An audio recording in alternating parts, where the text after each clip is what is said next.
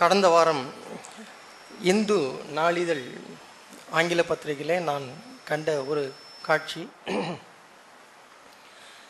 Greece நாட்டிலே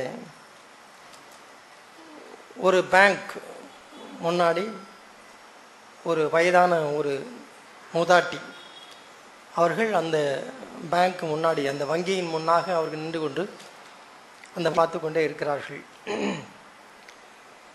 அதற்கு 2 நாளைக்கு அப்புறம் மறுபடியுமாக அதே செய்தி, அதே கிரீஸ் நாட்டிலே ஒரு பேங்க் முன்னால் ஒரு வயதான ஒரு மனிதர், அவர் அந்த பேங்க் முன்னாடி உட்கார்ந்துருக்கிறார். அவரை சுற்றி வேடிக்கை பார்க்க ஒரு 10-20 பேர் முன்னாடி நிற்கிறார்கள்.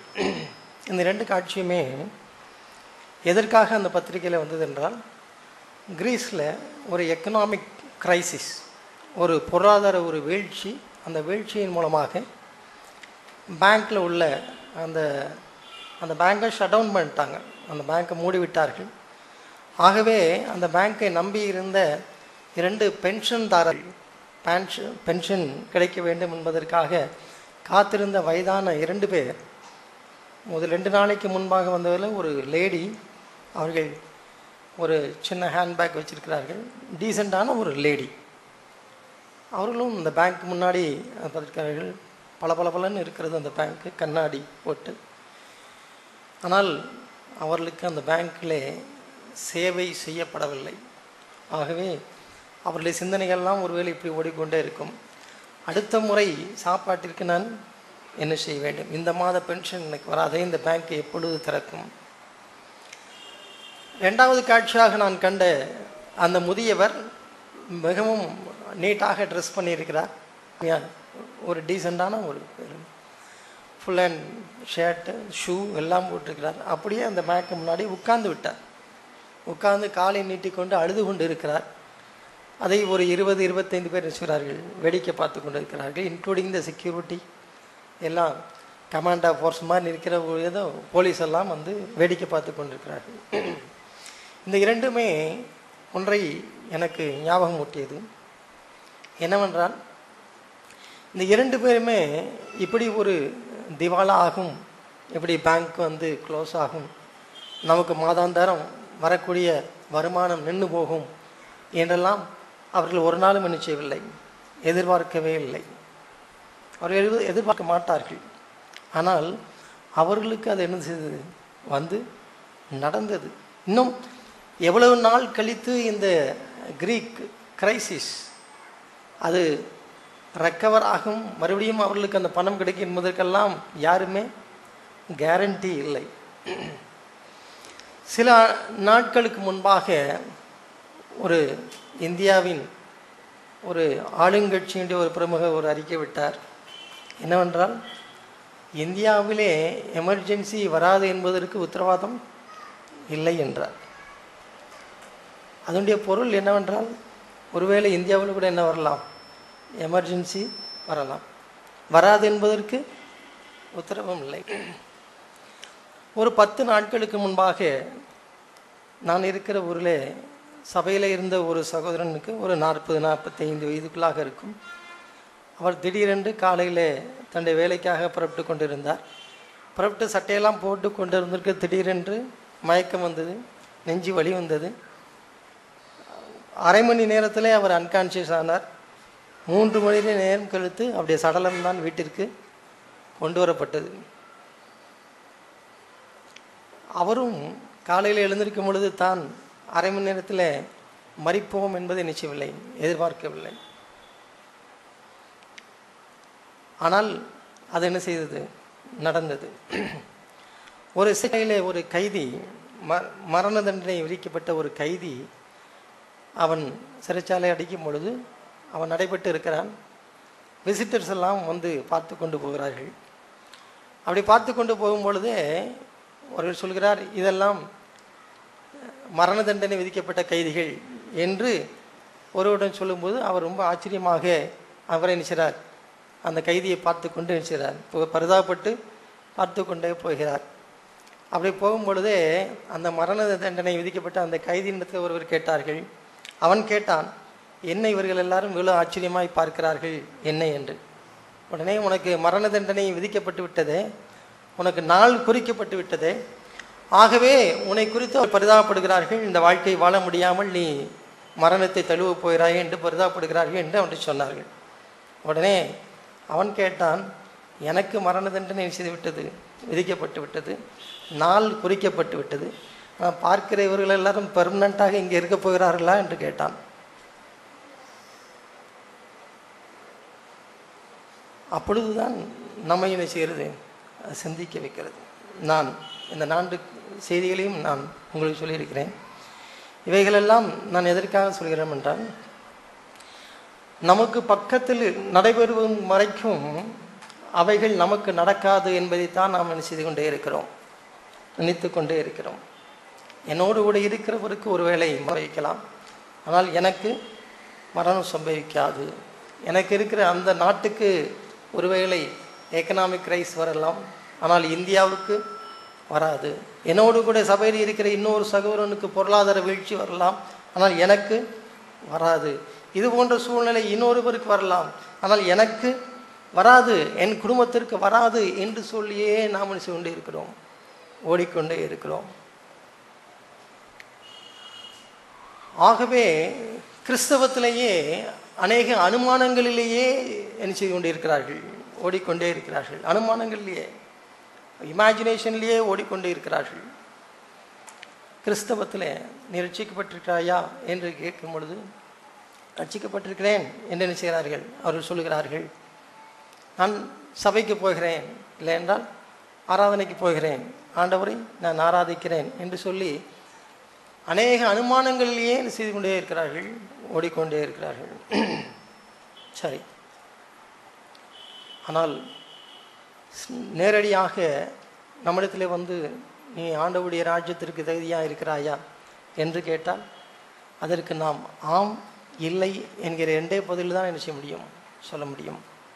ஆனால் நாம் என்ன நினைக்கிறோம், நான் ரட்சிக்கப்பட்டிருக்கிறேன் என்று நான் நினைக்கிறேன் என்று சொல்லியே நம்முடைய கதைகளை என்ன செய்து கொண்டே இருக்கிறோம், ஓடிக்கொண்டே இருக்கிறோம். ஆனால் நேரடியாக நாம் 2 பதில் தான் நிச்சயம் சொல்ல முடியும், ஆம் அல்லது இல்லை என்கிற பதிலை சொல்வதற்கு நாம் நிச்சயம் முடியும், ஆயத்தமாக இருக்க வேண்டும். ஏனென்றால் ஆங்கிலத்தில் இப்படி ஒரு வார்த்தை வருகிறது, if you miss heaven what is your next destination. If you miss heaven, நம்ம எல்லாரும் நினைக்கிறோம் பரலோகத்தை மிஸ் பண்ணிவிட்டால் வேறு இடப்பட்ட இதில் ஏதோ 2ஆம் தரம் 3ஆம் தரம்லாம் ஏதோ ஒரு பிளேஸ் இருக்குது, அங்கே போய் என்ன செய்யலாம், உட்காந்துக்கலாம் நினைக்கிறோம். ஆனால் சத்தியம் என்னவென்றால், பரலோகத்தை மிஸ் பண்ணால் என்னதான் உண்டு, நரகம்தான் உண்டு. அநேகர் அதை நாம் என்ன செய்யல உணரவில்லை, பரலோகத்தை மிஸ் பண்ணிடலாம், ஆனால் எனக்கு என்ன இருக்காது, நரகம் கிடையாது, நான் அதற்கு பாத்திரமாக நல்ல என்று நினைச்சிட்டோம். ஆனால் தேவனுடைய வார்த்தை அவிதமாக சொல்லப்படவே இல்லை, தேவனுடைய வார்த்தை அப்படியே சொல்லப்படவே இல்லை. ஆகவே தான் நான் சொல்கிறேன், அநேக கிறிஸ்தவர்களோ இல்லை என்றால் விசுவாசிகள் என்று சொல்கிறக்கூடிய நாமும் கூட இயேசுவோடு நான் இருக்கிறேனா இல்லை இயேசு என்னோட இருக்கிறாரா என்பதற்கு கேள்விக்கு வந்து இமேஜினேஷன்லேயே பதில் சொல்லி கொண்டு போய்கொண்டே இருக்கிறார்கள். அவர்கள் நிரந்தரமாய் தீர்க்கமாய் தங்களுடைய பதிலை சொல்வதற்கு என்ன இல்லை, முடிகிறது இல்லை. ஆகவே தான் ஆண்டவர் சொன்னார், காதுள்ளவன் என்ன செய்வன் கேட்க கடவன். அவர் சொன்னது காதுள்ளவன் கேட்க கடவன் மட்டும் சொல்லவில்லை, கேட்கிறதற்கு காதுள்ளவன் என்ன செய்வன் கேட்க கடவன் என்று சொன்னார். அப்போ நான் கேட்டேன், நான் யோசித்து பார்த்தேன், காதுகளே எதுக்கு தான் கொடுக்கப்பட்டிருக்கிறது, கேட்பதற்காகத்தான் கொடுக்கப்பட்டிருக்கு. அப்போ ஏன் அவர் கேட்கிறதற்கு காதுள்ளவன் கேட்க கடவன் என்று சொல்ல வேண்டும்? ஏனென்றால் தேவனுடைய வார்த்தை விதமாய் சொல்லுகிறது, அவர்கள் கண்ணார கண்டும் காதார கேட்டும் அவர்கள் உணர மாட்டார்கள், அறிய மாட்டார்கள், ஆண்டவரை பின்பற்ற வேண்டும் என்று நிச்சய மாட்டார்கள், அவர்கள் தீர்மானிக்க மாட்டார்கள். ஆகவே அவர்களை பார்த்துதான், அப்படிப்பட்ட ஒரு கூட்டத்தை பார்த்துதான் ஆண்டவர் சொன்னார், கேட்கிறதற்கு காதுள்ளவன் கேட்க கடவன். மத்தேயு சுவிசேஷத்திலே அது வருகிறது. மத்தேயு சுவிசேஷத்தில் எப்பொழுது காதுள்ளவன் கேட்க கடவன் என்று ஆண்டவர் சொன்னார்? மத்தேயு 12ஆம் அதிகாரத்தை பாருங்கள். மத்தேயு 13ஆவது அதிகாரத்திலே விதைகளை பற்றிய உவமையை அவர் சொல்லும் பொழுது,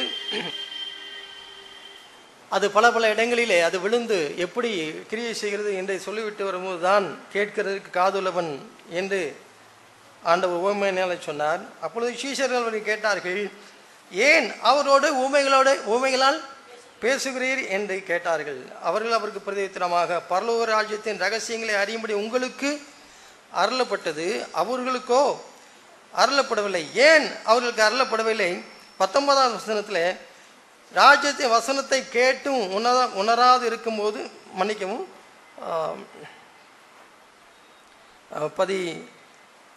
15ஆவது வசனத்தில், இந்த ஜனங்கள் கண்களினால் காணாமலும் காதுகளினால் கேளாமலும் இருதயத்தினால் உணர்ந்து மனம் திரும்பாமலும் நான் அவர்களை ஆரோக்கியமாக்காமலும் இருக்கும்படியாக அவருடைய இருதயம் கொழுத்து இருக்கிறது. ஜனங்களுடைய இருதயம் கொழுத்து இருக்கிறதுனாலே அவருடைய காதுகள் என்ன செய்யவில்லையாம்? கேட்கவில்லை. ஆகவே தான் ஆண்டவர் கேட்கிறதற்கு காதுள்ளவன் கேட்க கடவன் என்று சொன்னார்.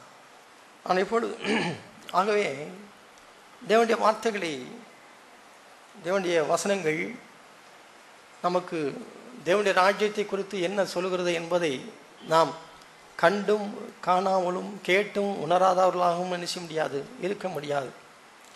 ஒருவேளை இன்றைக்கு பார்க்கிற கிறிஸ்தவத்தில் ஆகாயத்திலே பேசுகிறவர்களாக அநேக பிரம்ம மாயங்களை குறித்து பேசிக்கொண்டே அவர்கள் செய்யலாம் போகலாம். அவர்கள் தீர்க்கமாய் நம்முடைய ஆத்மாவை குறித்து பேசாமல் நினைச்ச முடியும், இருக்க முடியும். நான் ஒரு உதாரணம் சொல்கிறேன். இன்றைக்கு சுவிசேஷ கூட்டங்களிலோ இல்லை என்றால் சபைகளிலோ சொல்லப்படுகிற முக்கியமான வார்த்தைகளை நீங்கள் எடுத்துக்கொண்டு அவர்கள் பேசுகிற சத்தியங்கள் எவைகளை குறித்து சபைகளிலே போதிக்கப்படுகிறது என்பதை குறித்து கொண்டு மத்தேயு எழுதின சுவிசேஷத்திலே 5ஆம் 6ஆம் அதிகாரம் 7ஆம் அதிகாரம் இல்லை என்றால் சுவிசேஷங்களிலே இயேசு எதை பிரசங்கித்தார் என்கிற வசனங்களை எல்லாம் எடுத்து இவர்கள் பிரசங்கிக்கிறதையும் அவர் இயேசு பிரசங்கித்ததையும் வைத்து நீங்கள் பரிசோதித்து பார்ப்பீர்கள் என்றால் இவர்கள் பிரசங்கிக்கிறது எத்தனை % இருக்கலாம்? 5% இருக்கலாம். ஆண்டவர் பிரசங்கித்த 90% காரியங்களை இவர்கள் என்ன செய்கிறது இல்லை, பிரசங்கிக்கிறது இல்லை. அது முழு சுவிசேஷம் அல்ல, முழு சுவிசேஷம் அல்ல. அப்பொழுது ஜனங்கள் எல்லாரும் ஒரு பிரம்மையிலேயே ஜீவித்து கொண்டிருக்கிறார்கள். நான் ரட்சிக்கப்பட்டிருக்கிறேன், நான் ஆயத்தமாயிருக்கிறேன், நான் ஆண்டவரோடு இருக்கிறேன் என்று அவர்கள் நினைக்கிறார்கள். ஒரு பிரம்மையிலேயே ஜீவித்து கொண்டிருக்கிறார்கள். பிரம்மையிலே இருக்கும்படியாக அவர்கள் நடத்துகிறவர்களும் நடத்தி கொண்டே இருக்கிறார்கள். ஆனால் அது முழு சுவிசேஷம் அல்ல. இல்லை என்றால் நம்முடைய ஆத்துமாவுக்கு தேவையான சுவிசேஷமும் அது இல்லை. ஏன் அப்படிப்பட்டவர்கள் பெருத்து இருக்கிறார்கள் என்றால் கேட்கிற ஜனங்கள் அப்படி செவிக்கு இதமாய் இருக்கிற வார்த்தைகளை பெருகி கொண்டே இருக்கிறதுனாலே அப்படி பிரசங்கிக்கிறவர்களும் நினைச்சு கொண்டு இருக்கிறார்கள், பெருகிக்கொண்டே இருக்கிறார்கள். நான் காதுக்கு இனிமையாய் நான் பேசிக்கொண்டே இருப்பேன் என்றால் அதை கேட்கிறவருடைய கூட்டமும் நினைச்சு கொண்டே இருக்கிறது, பெருகிக்கொண்டே இருக்கிறது. ஆகவே அவர்கள் அதை குறித்து பிரசங்கிக்கிறவர்களும் பெருகிக்கொண்டே இருக்கிறார்கள். ஆனால் உண்மை அது இல்லை. தேவனுடைய அப்பேற்பட்ட சுவிசேஷனுடைய வார்த்தைகளிலே எத்தனை வார்த்தைகள் இன்றைக்கு புதிய ஏற்பாட்டிலே சொல்லப்பட்டிருக்கிற வசனங்களோடு நாம் ஒப்பிட்டு பார்த்து எவ்வளவு தேவனுடைய வார்த்தைகளை அவர்கள் அதிலே கவர் பண்ணி இருக்கிறார்கள், அடக்கி இருக்கிறார்கள் என்று நீங்கள் பார்ப்பீர்கள் என்றால் மிகவும் சொற்பமாக இருக்கும். உதாரணமாக, நீ ஆசீர்வதிக்கப்படுவாய் என்கிற வார்த்தையை நீ மத்தேயு 6ஆம் அதிகாரம் 7ஆம் அதிகாரம் 8ஆம் அதிகாரத்தில் எத்தனை தடவை என்று பாருங்கள். ஆனால் சபைகளிலே இன்றைக்கு கூட்டங்களிலே பிரசங்கிக்கப்படுகிற வார்த்தை ஆசீர்வாதம் என்கிற வார்த்தை அடிக்கடியும் அதை பற்றி தான் முழுவதுமையாக நிச்சயம் அது இருக்கும். நீ வியாதியிலிருந்து விடுதலையாக்கப்படுவாய், உனக்கு சுகம் கிடைக்கும், நீ வாளாகாமல் தலையாவாய். இவைகளெல்லாம் தேவன் என்றைக்கு கொடுத்திருக்கிற அந்த வார்த்தைகளிலே புதிய ஏற்பாட்டு சத்தியங்களிலே இல்லை என்றால் சுவிசேஷங்களிலே எத்தனை முறை அவைகள் வருகிறது என்று சோதித்து பாருங்கள். நிச்சயமாக முழுமையாய் அடக்கி தேவனுடைய வார்த்தையில கொண்டு வரப்பட்ட சத்தியம் அவைகள் அல்ல. அவைகள் ஒரு 5% சத்தியமாக இருக்கலாம். ஆனால் இந்த 5% சத்தியத்தையே அவள் பிரதானமாய் பேசி பேசி பேசி ஜனங்கள் ஒரு பிரம்மையிலே வாழ்ந்து கொண்டே நினைக்கிறார்கள், அவர்கள் இருக்கிறார்கள். ஆனால் உண்மை அது அல்ல. நான் ஒரு வசனத்தை நான் உங்களுக்கு காட்டுகிறேன். உங்கள் துக்கம் சந்தோஷமாய் நிச்சயம் மாறும். இது அடிக்கடி சொல்லப்படுகின்ற ஒரு வார்த்தை. உங்கள் துக்கம் சந்தோஷமாய் மாறும். ஆனால் யாக்கோபு நிருபத்திலே யாக்கோபு 4ஆம் அதிகாரம் 9ஆவது வசனத்தை பாருங்கள். யாக்கோபு 4ஆம் அதிகாரம் 9வது வசனம், நீங்கள் துயரப்பட்டு துக்கித்து அழுங்கள், உங்கள் நகைப்பு துக்கிப்பாகவும் உங்கள் சந்தோஷம் சஞ்சலமாகவும் மாறக்கிடது. உங்கள் துக்கம் சந்தோஷமாய் மாறும் என்கிறது ஒரு வார்த்தை. ஆனால் இங்கே வசனம் என்ன சொல்கிறது? நீங்கள் துயரப்பட்டு துக்கித்து அழுங்கள், உங்கள் நகைப்பு உங்கள் சிரிப்பு துக்கிப்பாய் என்ன செய்கிறது? மாறக்கடவது. உங்கள் சந்தோஷம் சஞ்சலமாய் மாறக்கடவது. இது தேவனுடைய வார்த்தையாக இருக்கிறதா? இவ்வளவு இருக்கிறது. ஆகவே உங்கள் துக்கம் சந்தோஷமாய் மாறும் என்று சொல்கிற சுவிசேஷத்தோடு எதையும் சேர்த்து சொல்ல வேண்டும். நீங்கள் உண்மையாய் உங்களுடைய ஆத்மாவை குறித்து பாடப்பட்டு மனம் திரும்பாவிட்டால் உங்களுடைய நகைப்பு துக்கிப்பாகவும் உங்கள் சந்தோஷம் சஞ்சலமாகவும் மாறக்கடவுது என்பதுதான் தேவனுடைய வார்த்தை. ஆகவே நம்முடைய சபையிலே வருகிறவர்கள் நாம் ஒரு பிரம்மையிலே ஜீவிக்கிறவர்களாக இராமல், இயேசுவோடு நான் இருக்கிறேனா, இல்லைன்றால் இயேசு என்னோடு இருக்கிறாரா, இயேசு என்னோடு இருக்கிறாரா, இல்லைன்றால் இயேசுவோடு நான் இருக்கிறேனா, 2 வார்த்தைகளையும் நாம் தீர்க்கமாய் அறிந்து அதிலே ஆம் நான் இயேசு என்னோடு இருக்கிறார், நான் அவரோடு செய்கிறேன், வாழ்கிறேன் என்மான ஒரு பதிலை நாம் சொல்ல முடியாவிட்டால் நாம் இன்னும் பிரம்மையிலே நாம் என்ன செய்து கொண்டு இருக்கிறோம், வாழ்ந்து கொண்டு இருக்கிறோம். ஜனங்கள் இல்லை என்றால் உங்களை நடத்துகிறவர்கள் உங்களுடைய ஆத்துமாக்களை குறித்து கவலையற்றவர்களாக நினைக்கிறார்கள். அவர்கள் இருக்கிறார்கள் என்று தான் அறிந்து கொள்ள வேண்டும். எபிரேயரில் ஒரு உண்மையான ஒரு உங்களை நடத்துகிறவர்களுடைய குறிய லட்சணம் அதில் இங்கே இருக்கிறது. எபிரேயர் 13வது அதிகாரம் 17வது வசனத்தை நான் வாசிக்கிறேன். எபிரேயர் 13வது அதிகாரம் 17வது வசனம், உங்களை நடத்துகிறவர்கள் உங்கள் ஆத்துமாக்களுக்காக உத்தரவாதம் பண்ணுகிறவர்களாய் விழித்திருக்கிறவர்களானபடியால். உங்களை நடத்துகிறவர்கள் எதற்காக உத்தரவாதம் பண்ணுகிறார்கள்? உங்களுடைய ஆத்துமாக்களுக்காக அவர்கள் உத்தரவாதம் பண்ணுகிறார்கள். அருமையாய் இதை நாங்கள் செய்ய வேண்டும் என்று நினைச்சுகிறோம், பிரயாசப்படுகிறோம்.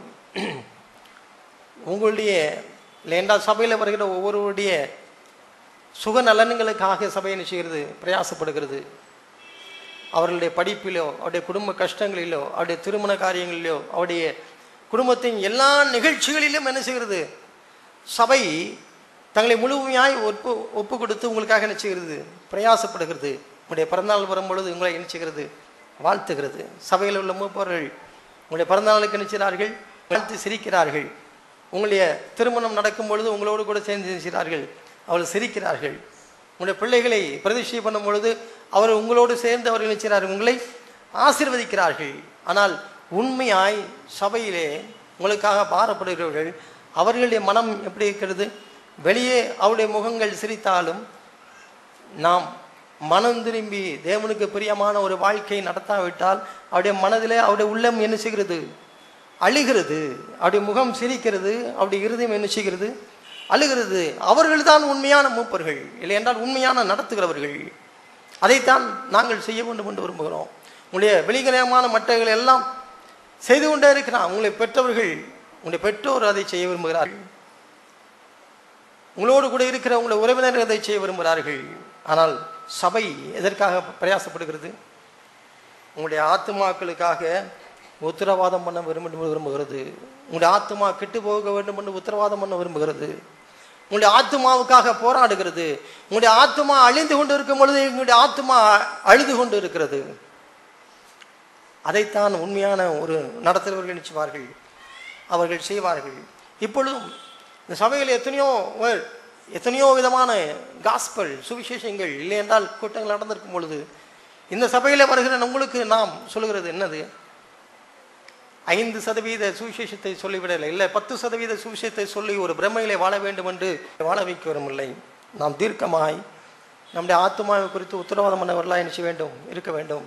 நான் தேவன் என்னோடு கூட இருக்கிறாரா, இல்லை என்றால் தேவனோடு நான் இருக்கிறேனா என்பதை அறிந்திருக்க வேண்டும். அதற்கு சில உதாரணங்களை நான் சொல்ல விரும்புகிறேன். லூக்கா எழுதின சுவிசேஷம் 2வது அதிகாரம். இயேசு இந்த பூமியிலே பிறந்த பொழுது அவர் எங்கே இருக்கிறார் எங்கே பிறந்திருக்கிறார் என்பதற்கு ஒரு அடையாளமாக தான் ஒரு வார்த்தை, அந்த வசனத்தை நான் உங்களுக்கு சொல்கிறேன். லூக்கா எழுதின சுவிசேஷம் 2வது அதிகாரம் 10, 11, 12 வசனங்களை வாசிக்கலாம். லூக்கா 2, 10, 11, 12. பாருங்கள், இயேசு ஒரு இடத்துல பிறந்திருக்கிறார், ஒரு குடும்பத்தில் பிறந்திருக்கிறார், ஒருவருடைய வீட்டில் பிறந்திருக்கிறார். அந்த பிறந்திருக்கிறார் என்று சொன்ன உடனே அவரை குறித்து ஒரு அடையாளம், எங்கே பிறந்திருக்கிறார்கள் என்று மேய்ப்பொருளுக்கு சொல்ல வேண்டும், இல்லையென்றால் நம்மை சுற்றி இருக்கிற நம் மக்களுக்கு நான் சொல்ல வேண்டும். இயேசு இந்த சகோதரனிடத்தில் பிறந்திருக்கிறார், இந்த சகோதரியிடத்தில் பிறந்திருக்கிறார், இல்லையென்றால் இந்த குடும்பத்தில் பிறந்திருக்கிறார் என்று இந்த உலகத்துக்கு சொல்ல வேண்டும் என்றால் அவர் முதலாவது எப்படி சொல்லுவார்? அவர் சொல்கிறார், உங்களுக்காக கிறிஸ்து என்னும் ரட்சகர் தாவீதின் ஊரில் பிறந்திருக்கிறார், இல்லைன்னா இந்த வீட்டில் பிறந்திருக்கிறார், இந்த சகோதரனுடைய உள்ளத்தில் பிறந்திருக்கிறார்.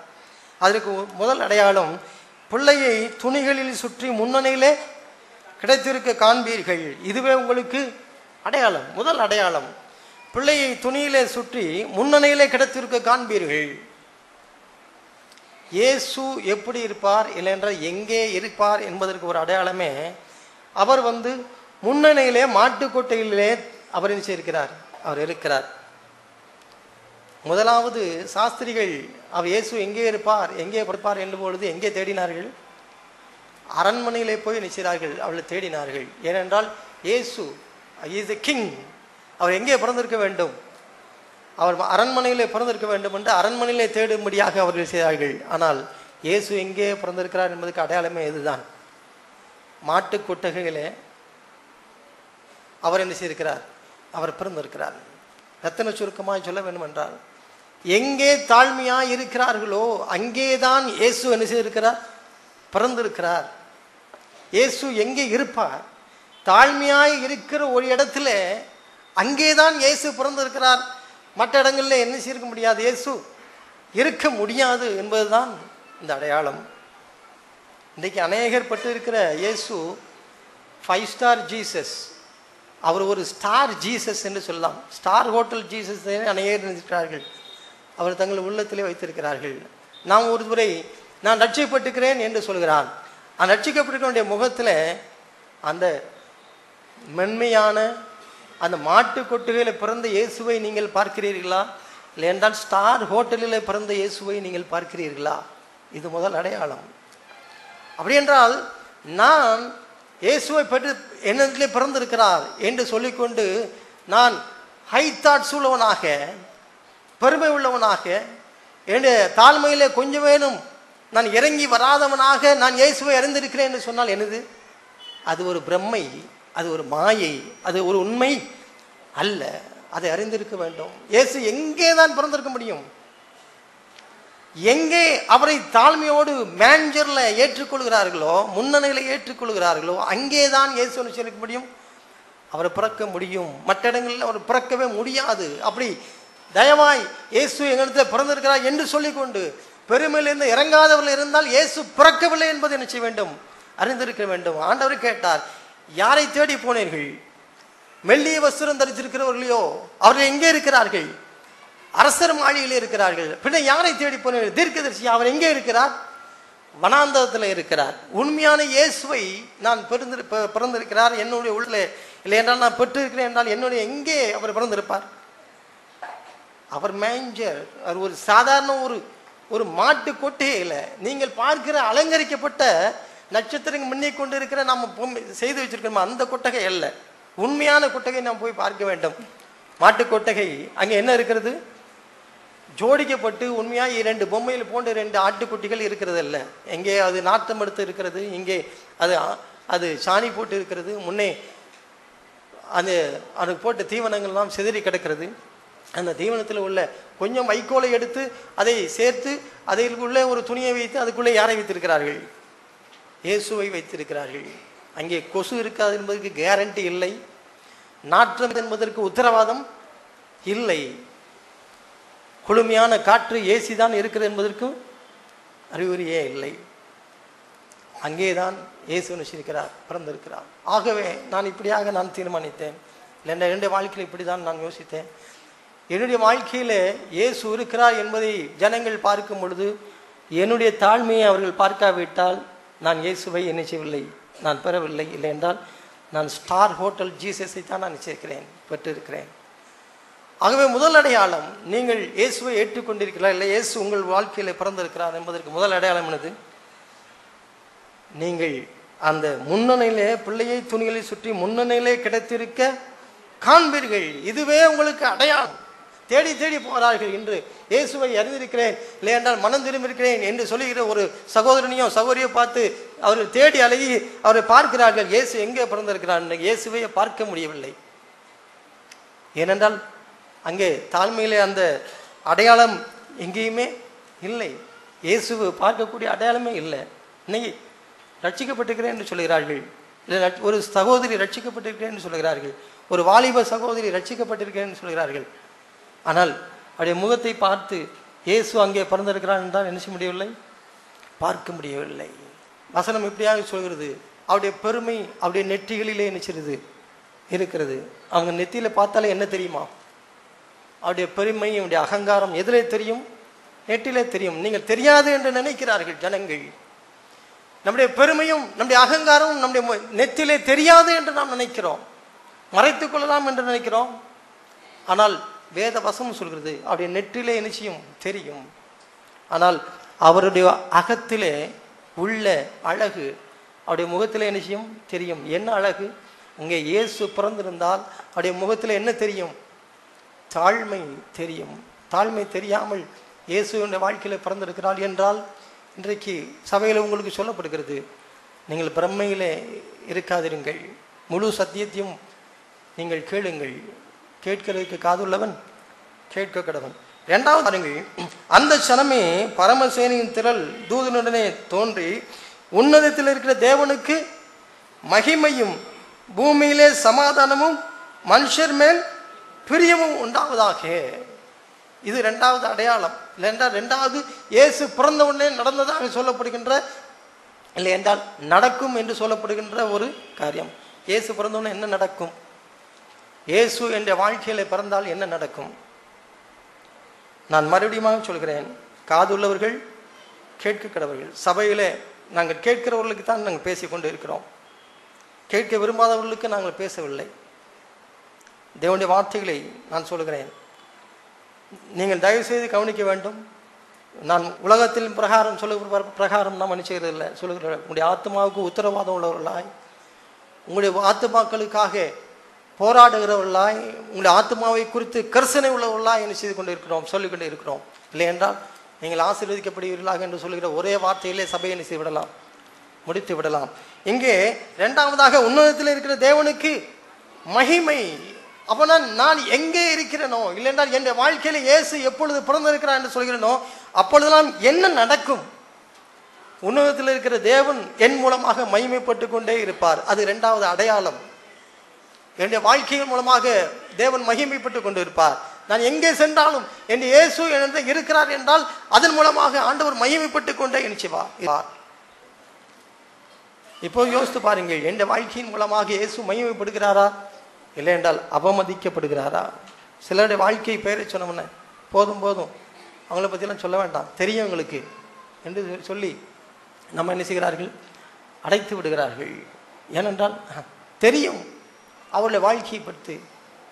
பழிச்சென்று ஆண்டுடைய நாமம் என்ன செய்கிறது, தூஷிக்கப்படுகிறது, ஆண்டுடைய நாமம் அவமானப்படுகிறது.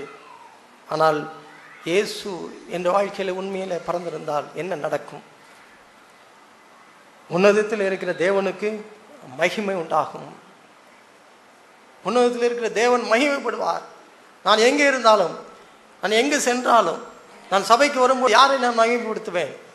உன்னதத்தில் இருக்கிற தேவனை நான் மகிமைப்படுத்துவேன். இல்லைனால் என் மூலமாக, என்னில் இருக்கிற இயேசுவின் மூலமாக அவர் என்ன செய்வார், மகிமைப்படுவார். அப்பொழுது அதன் மூலமாக இயேசு என்னில் இருக்கிறார் என்பதை நான் நினைச்சுக்கிறேன், அறிந்து கொள்வேன். ரெண்டாவது பாருங்க, பூமியிலே சமாதானம் உண்டாவதாக. பூமியிலே சமாதானம் உண்டாக. சங்கீதம் 23 சொல்லி இருக்கிறது, நன்மையும் கிருபையும் நிச்சயம் அதை தொடரும். அதை எடுத்து வாசிக்கலாம். சங்கீதம் 23. என் ஜீவனுடைய நாட்கள் எல்லாம் நன்மையும் என்னை தொடரும். என் ஜீவனுள்ள நாட்கள் எல்லாம் நன்மையும் கிருபையும் என்னை தொடரும். என் ஜீவனுள்ள நாட்கள் எல்லாம் நான் எங்கெல்லாம் சொல்கிறேனோ அங்கெல்லாம் நன்மையும் கிருபையும் சமாதானமும் என்ன செய்யும்? தொடரும். ஒரு சகோதரன் இந்த வசனத்துக்கு விளக்கம் கொடுக்கும்போது இவ்வாறு சொல்கிறார், இந்த மாமியார் எங்கெல்லாம் போகிறார்களோ அங்கெல்லாம் பிரச்சனையும் துக்கமும் என்ன செய்து கொண்டே இருக்கிறது, தொடர்ந்து கொண்டே இருக்கிறது. இல்லை என்றால் அந்த மருமகள் எங்கே போகிறாளோ அங்கெல்லாம் என்ன தொடர்ந்து கொண்டே இருக்கிறது? பிரச்சனையும் குழப்பமும் தொடர்ந்து கொண்டே இருக்கிறது. இல்லை என்றால் எந்த சகோதரன் எங்கே விசிட் பண்ணாரோ அங்கெல்லாம் என்ன நடக்கிறது? பிரச்சனையும் குழப்பமும் துன்மார்க்கமும் தொடர்ந்து கொண்டே இருக்கிறது. அப்படி இருக்கும் என்றால் நான் எங்கே இருப்பதன் மூலமாக, இல்லைன்னா நான் எங்கே செல்வதன் மூலமாக, இல்லைன்னா நான் ஒரு குடும்பத்தை நான் விசிட் செய்கிறேன், அங்கே என்ன வர வேண்டும்? சமாதானம் வர வேண்டும், நன்மை வர வேண்டும். நான் போனதன் மூலமாக கிருபை எங்கே நினைச்ச வேண்டும்? தொடர வேண்டும். இவைகள் சம்பவிக்காவிட்டால் இயேசு அங்கே பிறந்திருக்கிறாரா என்பதை நான் நினைச்ச வேண்டும், கேட்க வேண்டும். அங்கே அந்த வசனத்தில் 14வது வசனத்தில் பூமியிலே சமாதானமும் மனுஷர் மேல் பிரியமும் உண்டாகுவதாக என்ன இருக்கு. ஆங்கிலத்தில் ஒரு டிரான்ஸ்லேஷனில் இது அவ்வளவா தெளிவாக இல்லை. ஆங்கில டிரான்ஸ்லேஷன் இப்படி இருக்கிறது, தேவனை பிரியப்படுத்துகிறவருடைய மத்தியிலே சமாதானம் உண்டாவதாக. தேவனை பிரியப்படுத்துகிறவருடைய மத்தியிலே சமாதானம் உண்டாவதாக. அப்போ தேவனால் பிறப்பிக்கப்பட்ட ஒரு மனுஷன் இருப்பான் என்றால் அவன் என்ன முயற்சித்து கொண்டே இருப்பான்? தேவனை பிரியப்படுத்துகிறது முயற்சித்து கொண்டே இருப்பான். அதன் மூலமாக சமாதானம் செய்து கொண்டே இருக்கும், வந்து கொண்டே இருக்கும். அதே அதிகாரத்தில் இந்த இயேசு, இந்த மோசே, இது யோசேப்பு மரியாளுடைய வீட்டில் இந்த பிறந்த இயேசு, அவரை தூக்கி கொண்டு அவர்கள் செய்கிறார்கள், அவர்கள் ஆலயத்துக்கு போகிறார்கள். ஆலயத்துக்கு போகும் பொழுது அங்கே சிமியோன் என பெயர் கொண்ட ஒரு மனுஷன் அவன் ஆலயத்தில் இருந்தான். அவன் வந்து இந்த இயேசுவை இந்த மரியாளோடும் யோசேப்போடும் பார்க்கும் பொழுது அவன் சொன்னான், அந்த இயேசுவை பார்த்த உடனே 29வது வசனத்திலே 28லேருந்து நான் வாசிக்கிறேன். அந்த சிமியோன் அவரை தன் கைகளில் ஏந்தி கொண்டு தேவனை ஸ்தோத்திரித்து, ஆண்டவரே உமது வார்த்தையின்படி உமது அடியேனை இப்பொழுது சமாதானத்துடன் போகவிடுகிறீரே, புறஜாதிகளுக்கு பிரகாசிக்கிற ஒளியாகவும் உம்முடைய ஜனமாகிய இஸ்ரவேலுக்கு மகிமையாகவும் தேவரீர் சகல ஜனங்களுக்கு முன்பாக ஆயத்தம் பண்ணின நம்முடைய இரட்சணியத்தை என் கண்கள் கண்டது. இயேசுவை பார்த்த உடனே அங்கே என்ன சொல்றேன்னா, புறஜாதிகளுக்கு பிரகாசிக்கிற ஒளி, உம்முடைய ஜனத்துக்கு மகிமை. இல்லைன்னா புறஜாதிகள் நம்மை சுற்றி இருக்கிற இந்த உலகத்தின் ஜனங்கள் பார்க்கிறார்கள், அவர்கள் எல்லாரும் இருளிலே இருக்கிறார்கள். அவர்கள் பார்க்கும் பொழுது இயேசுவால் பிறப்பிக்கப்பட்ட மனுஷன் மனுஷி அவனுடைய வாழ்க்கையில் என்ன இருக்கும்? பிரகாசிப்பிக்கிற ஒளி. அந்த ஒளியை அந்த புறஜாதிகள் பார்ப்பார்கள். அதன் மூலமாக தேவனை அவர்கள் மகிமைப்படுத்துவார்கள். அதன் மூலமாக என்ன நடக்கும்? இரட்சண்யம் நடக்கும், இல்லையென்றால் ரட்சிப்பு நடக்கும். எங்கே இயேசு பிறந்திருக்கிறாரோ அங்கே ரட்சிப்பு நடந்து கொண்டே நிச்சயம் இருக்கும். அந்த ரட்சணத்தை ஜனங்கள் நினைச்சுவார்கள், காண்பார்கள். அதான் அர்த்தம். இயேசு என்னிலே பிறந்திருக்கிறார் என்றால் என்னிலே பிறந்திருக்கிற அந்த இயேசுவின் மூலமாக எனக்கு அந்த ரட்சிப்பு கிடக்கிறதை என்னை சுற்றி இருக்கிற ஜனங்களை என்ன செய்ய வேண்டும்? பார்க்க வேண்டும். அவர்கள் பார்ப்பார்கள். அப்பொழுதுதான் அங்கே என்னிலே என்ன யார் இருக்கிறார்?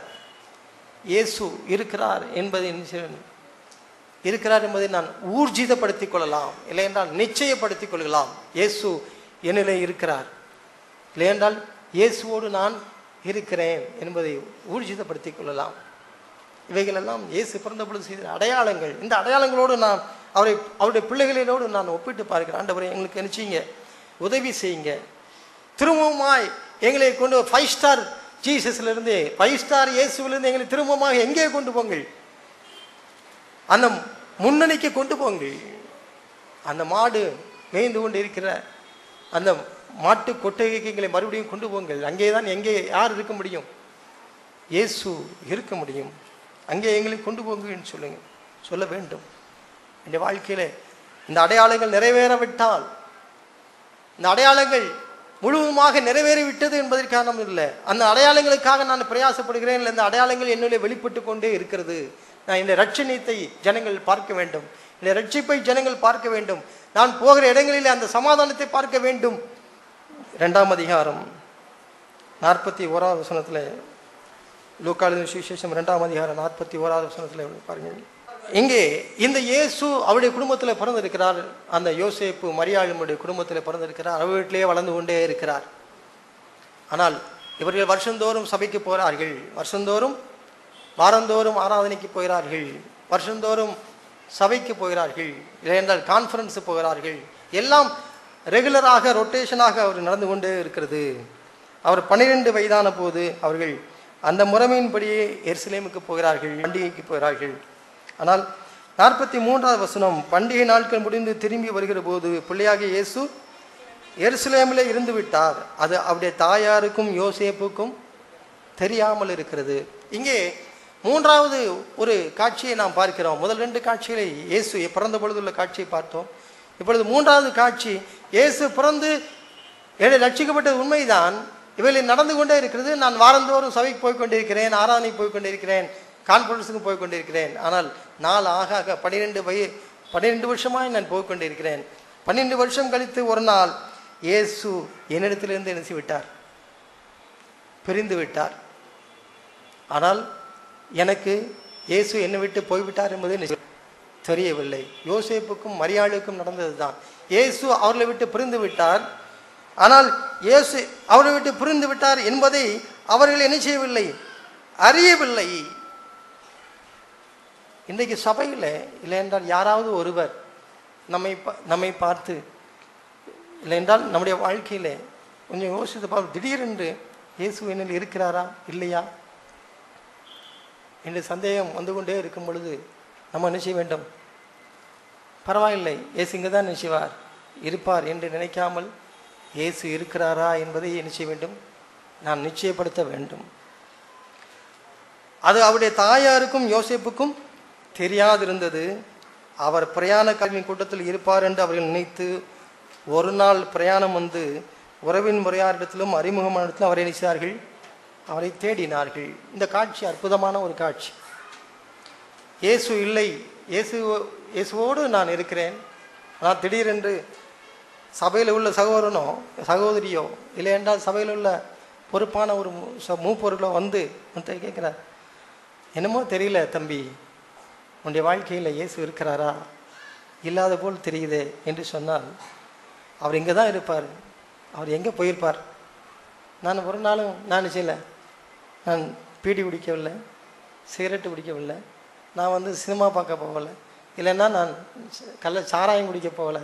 இன்றைக்கி சபையிலே பொதுவாக பிரசங்கிக்கிற ஒருவன் ரட்சிக்கப்பட்டுக்கிறான் என்றால் அவர்கள் அடையாளம் என்னது, அவன் என்ன குடிக்கக்கூடாது, பீடி சிகரெட்டு குடிக்கக்கூடாது, அவன் மது அருந்தக்கூடாது.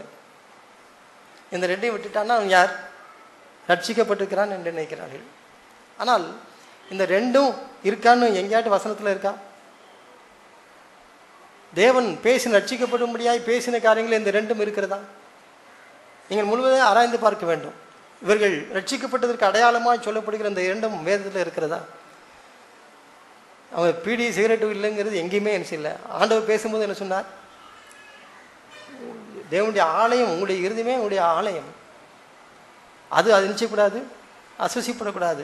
வாய்க்குள்ளே போய் ஆன வழியாக வெளியே போகிறத பற்றி என்ன செய்யறாத, அது பெருசாய் எடுக்காதுன்னு சொன்னார். ஏனென்றால் எதற்காக அப்படி சொன்ன வேண்டாம், இவைகளை காட்டிலும் உன்னுடைய இருதயம் புறையோடி போய் இருக்கிறதே, கசப்பினால் நிறைந்திருக்கிறதே, பொறாமையினால் நிறைந்திருக்கிறதே, இச்சையினால் நிறைந்திருக்கிறது என்று ஆண்டவர் பேசினதெல்லாம் எதை பற்றி, அவருடைய இருதயத்தை பற்றி நினைச்சார். அவர் பேசினார். வெளியரங்கமாக இருக்கிறதை பற்றி அவர் நினைச்சவில்லை, பேசவில்லை.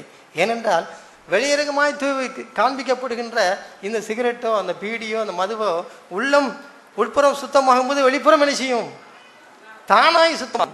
அதுக்கு போய் வெளிப்புறத்தை சுத்தமாகணுங்கிற அவசியமே இல்லை. அது உள்புறம் சுத்தமானால் இது வெளிப்புறம் என்ன செய்யும், சுத்தமாகும். அநேகர் இன்றைக்கு வெளிப்புறத்தை சுத்தமாக்கி கொண்டே இருக்கிறார்கள், அதையே பிரசங்கித்து கொண்டு இருக்கிறார்கள். உள்ளே ஆத்மா புறையோடி போய் இருக்கிறது யாரும் ஒன்றும் செய்வதில்லை, சொல்லுகிறது இல்லை. அதைத்தான் சபையில நாம் வலியுறுத்துகிறோம். புறையோடி போகிற நம்முடைய இருதயம், இயேசு இல்லாத அந்த இருதயத்தை குறித்து கவலைப்படுகிறவர்களாய் சபையில நாம் என்ன செய்கிறோம்? எச்சரிக்கிறோம். இங்கே யோசேப்பு மரியாளிடம் வந்து கேட்கிறார்கள், இயேசு வரும்போது உங்க கூட இருந்தார்ல? ஆமா. இப்போ கொஞ்ச நேரத்துக்கு முன்னாடி பார்த்தோமே, இருந்தார்ல, இப்போ இல்லையே, இங்கே காணுமே இல்லை, இங்கே தான் நிற்பான், இங்கே தான் நிற்பான் ஒரு வேலையை சொல்லியிருப்பார்கள். ஆனால் ஜனங்கள் சொன்னார்கள், இயேசு உங்களோட நான் பார்த்தேன், மத்தியானம் பார்க்கும்போதும் இல்லை, சாயங்காலம் ஆகிட்டு இது வரைக்கும் நான் அவங்கள இயேசு உங்களோடு பார்க்கவே இல்லை என்று செய்வார்கள், சொல்லிவிடுவார்கள். அநேக ஜனங்களை பார்த்து இல்லை என்றால் சபையில் உள்ள விசுவாசிகளை பார்த்து கூட நான் கடந்த ஒரு வருஷமாய் நான் பார்த்து கொண்டிருக்கிறேன், உன்னிடத்தில் ரட்சிப்பின் வாசனையே இல்லை என்று கூட சபையில் என்ன செய்ய முடியும்? சொல்ல முடியும். இல்லைன்னா நம்மை பார்த்து சொல்ல முடியும். உன்னோட இயேசு இருக்கிறார் என்பதை நான் அநேக வருஷங்களை, நான் அநேக மாதங்களாக பார்த்து கொண்டிருக்கிற இயேசு இல்லை. நாம் என்ன சொல்லிக்கிறோம்? இல்லை, இங்கே நின்றார், அங்கே நின்றார். ஆனால் இயேசு என்னை விட்டு விலகி விட்டார் என்பதை ஒரு வருஷம் நான் நினைச்சவில்லை, பார்க்கவில்லை. இல்லை என்றால் யோசேப்பு மரியாளும் அவர்களுக்கு ஒரு நாள் இல்லை என்று சொன்னால் நமக்கு ஒரு வருஷம் இல்லாத போல தான் நிச்சய வேண்டும், நாம் கற்பனை பண்ண வேண்டும். ஏனென்றால் இயேசு அவரோடு கூட நடமாடிக்கொண்டே இருக்கிறார். அவர் உங்கள் பிள்ளை 5 நிமிஷம் வெளியே இல்லை, உங்கள் வீட்டு போயிட்டு இருந்தால் நீங்கள் எவ்வளோ தான் தேடாமல் இருப்பீங்க? ஒரு நாள் ஃபுல்லாக தேடாமல் இருப்பீங்களா? இல்லை, உடனே தேடுவீர்கள். இயேசு உங்களுடைய குழந்தை இல்லை என்பதை உங்களால் உடனே நினைச்ச முடியும், அறிய முடியும். அவர்கள் அறியாதிருந்தார்கள். ஆனால் யாராவது அவர்கள் பிரயாண கூட்டத்தில் இருப்பார் என்று நினைச்சார்கள். அவர்கள் சொல்லுகிறார்கள், பிரயாண கூட்டத்தில் இருப்பார், யாராவது ஒருத்தர் கேட்டிருப்பார், இயேசுவை காணுமே எங்கே என்று கேட்டுப்பார்கள். உடனே அவன் சொல்லியிருப்பார், இங்கே தான் இருப்பாருமா. நான் இவ்விதமாக கரை பண்ணினேன். ஒருவேளை கான்ஃபரன்ஸுக்கு போய் கொண்டு இருக்கிறார்கள். அங்கே மரியாள் அங்கே சகோதரிகளோடு பேசிக்கொண்டே போகலாம். கதையாய் சகோதரிகளுக்கு என்று கதையை பேசுவதற்கு என்று வார்த்தைகளே இல்லை. அது எப்படித்தான் அத்தனை வார்த்தைகளும் அத்தனை கதைகளும் உருவாகும் என்றே தெரியவில்லை. அவ்வளவும் அடுக்குமொழியாய் வந்து கொண்டே இருக்கிறது. பேச பேச திறந்த மடம் போல வருகிறது. எது? தேவையில்லாத கதைகள். தன்னுடைய குடும்பத்தை பற்றி விட்டு மற்ற குடும்பங்களை பற்றி பேச வேண்டிய வார்த்தைகள் எல்லாம் பேசிக்கொண்டே போகும் பொழுது யாரை விட்டு விட்டார்கள்? ஒருவேளை மரியாள் அப்படி பேசிக்கொண்டே போயிட்டே இருக்கலாம் நடைபயணத்தில். அவரே யோசேப்பும் அப்படியே போய்கொண்டே இருக்கிற பிரதர்ஸு கூட அவர் பேசிக்கொண்டே போயிருக்கலாம். அரசியல் ஜெயலலிதா இப்படி, மோடி இப்படி என்று பேசிக்கொண்டே போயிருக்கலாம். ஆனால் அந்த பேச்சில் அவர்கள் யாரை மறந்து விட்டார்கள்? இயேசுவை மறந்து விட்டார்கள். இடையில யாராவது வந்து அவர்கள் ரிமைண்ட் பண்ணுகிறார்கள், இயேசுவை பார்க்கலையே, பார்த்தீங்களா எனக்குள்ளே உங்கள் கூட இல்லையே, உங்கள் கையை பிடிச்சிட்டே வந்தாங்க, இப்போ காணுமே என்று ரிமைண்ட் பண்ணிட்டார்கள். இப்போ என்ன சொன்னார்கள்? அவர்கள் சித்தப்பா கூட இருப்பார், அந்த பெரியம்மா இருந்தாங்கல்ல, அவங்க கையை பிடிச்சி போயிட்டே இருப்பார் என்று சொல்லி மழுப்பினார்கள். இல்லைன்னா அப்படி சொல்லியிருக்கலாம். ஆனால் 3 நாளைக்கு அப்புறம் உண்மையாய் அவர்கள் இயேசு இல்லை என்பதை அறிந்தவர்கள் செய்கிறார்கள், தேடினார்கள். இன்றைக்கு நம்முடைய செய்தி அதுதான். எப்படியோ இயேசுவை நான் ஏற்றுக்கொண்டு மிஸ் பண்ணியிருந்தால், யாரோ ஒருவர் நம்மை பார்த்து சொல்கிறார்கள், இயேசு நீ மிஸ் பண்ணியிருக்கிற, இயேசு Jesus is not with you, அப்படி இல்லை என்று சொல்லும் பொழுது வேற எந்த சாக்கு போக்கும் மனுஷ வேண்டாம், சொல்ல வேண்டாம். இல்லை என்ற எந்த மாற்று கருத்துகளையும் சொல்ல வேண்டாம். நாம் ஊர்ஜிதம் பண்ண வேண்டும். ஆண்டவரே இயேசு என்னில் இருக்கிறாரா, இயேசு என்னில் இருக்கிறாரா என்று நான் ஊர்ஜிதம் பண்ண வேண்டும். ஊர்ஜிதம் பண்ண முடியவில்லை என்றால் நான் இயேசுவை தேடி என்ன வேண்டும்? நான் கண்டுபிடிக்க வேண்டும். அவர் எங்கே இருப்பார்? பிரயாணக்காரர் வீட்டில் இருப்பார், சபையில் இருப்பார், மற்ற சகோதரோடு இருப்பார், சபையில் மூப்பரோடு இருக்கிறார், எங்களுடைய ஆராதனையில் இருப்பார் என்றெல்லாம் நினைச்ச வேண்டாம், சொல்ல வேண்டாம். இயேசு என்னிடம் இல்லை, நான் அவரை நினைச்ச வேண்டும், தேட வேண்டும். இயேசுவை தேடி நான் கண்டுபிடிக்க வேண்டும். கண்டுபிடித்து இயேசுவை நான் நினைச்ச வேண்டும், கொண்டு வர வேண்டும். தேவன் நமக்கு உதவிவராக. சபையில் தேவனுடைய வார்த்தைகள் நிச்சயமாய் தீர்க்கமாய் நம்முடைய வாழ்க்கையில் என்ன செய்கிறது? வருகிறது. நாம் சோர்ந்து போவதற்காக அல்ல, நாம் உண்மையாய் மனம் திரும்பி இயேசுவை திரும்பமாக நான் அழைத்து செல்ல வேண்டும். என்னோடு கூட வாரும் ஆண்டவரே, என்னோடு கூட இரும், என்னோடு கூட நீர் உறவாடும், என்னை விட்டு விடாதிரும். அப்படி நான் நிச்சயமாக ஊர்ஜிதம் பண்ண முடியவில்லை என்றால், நான் ஒரு பிரம்மையிலே வாழ்ந்து கொண்டிருக்கிறேன், மற்றவர்களுக்கு நடக்கிறது எனக்கு நடக்காது என்று நான் நினைத்து கொண்டிருக்கிறேன். அவர்களுக்கு சம்பவிக்கும், அடுத்தவர்களுக்கு சம்பவிக்கும், ஆனால் எனக்கோ நம்முடைய நடக்காது, என் குடும்பத்திற்கு நடக்காது, ஊரிலே இது நடக்காது என்றெல்லாம் நிச்சயம் அப்படி கற்பனை பண்ணாதிருங்கள். இயேசுவை இருக்கிறாரா என்பதை தேடி கண்டுபிடித்து அவரை அழைத்து, ஆண்டவரை திரும்பவும் என் உள்ளத்தில் வாரும், என்னுடைய குடும்பத்தில் வாரும். அநேக குடும்பங்களில் பார்க்கிறோம், இயேசு இருக்கிறாரா என்ன ஊர்ஜிதம் பண்ண முடியவில்லை, எங்களுடைய குடும்பத்தில் இருக்கிறாரா என்று. ஏனென்றால் அந்த குடும்பத்தில் எப்பொழுதுமே சமாதானம் இல்லையே, அப்புறம் எங்கே இயேசு இருப்பார்? எங்கள் குடும்பத்தில் கணவனும் மனைவியும் பிள்ளைகளுமாய் சேர்ந்து ஆண்டவரை ஆராதிக்கவோ ஆண்டவரோடு சம்பாஷிக்கவோ முடியவில்லை என்றால் இயேசு அங்கே இருக்கிறாரா? இருப்பார் என்று கற்பனை பண்ணி கொண்டு இருக்க வேண்டாம். இயேசு அங்கே இல்லை. இயேசு இல்லாததற்காக நாம்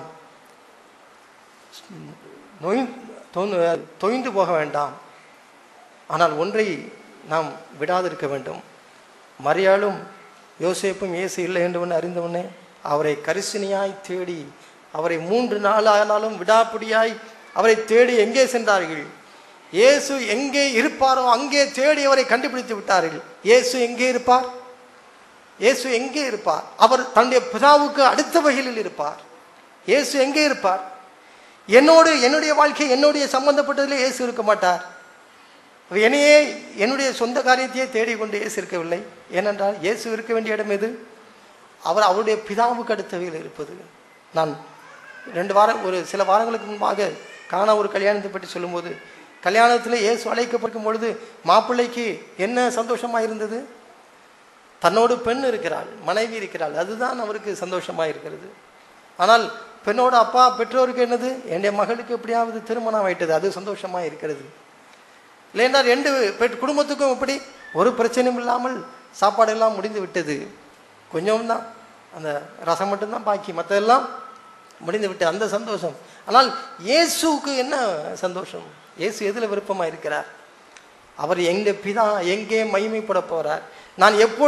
நான் இந்த உலகத்திற்கு பூமிக்கு வந்ததை நான் எப்பொழுது சொல்ல போகிறேன், நான் எப்பொழுது நிரூபிக்க போகிறேன் என்று தான் இயேசு தேடிக்கொண்டே இருக்கிறார். என்னுடைய வாழ்க்கையில் எல்லாவற்றையும் இயேசு தருகிறார். என்னுடைய படிப்பு, என் வேலை வாய்ப்பு, எனக்கு திருமணம், எனக்கு பிள்ளைகளுடைய குடும்பம், அவருடைய நலன்கள், எனக்கு இருக்க வேண்டிய குடியிருக்க வீடு எல்லாம் எனக்கு இயேசு தருகிறார். ஆனால் என்னிலே என்ன அவர் செய்ய வேண்டும் என்று பிரதானமாய் பார்க்கிறார். என்னிலே மகிமைப்பட வேண்டும் என்று பிரதானமாய் பார்க்கிறார். என்னிலே பிதா மகிமைப்படுவார். மற்றவைகள் எல்லாம் அவருக்கு 2ஆம் தரம். இயேசுக்கு என்ற வாழ்க்கையில் இயேசு வந்துவிட்டால் எதை பிரதானமாய் பார்க்கிறார்? எப்படி இவர் மூலமாக நான் பிதாவை மகிமைப்படுத்த முடியும்? தேவனுடைய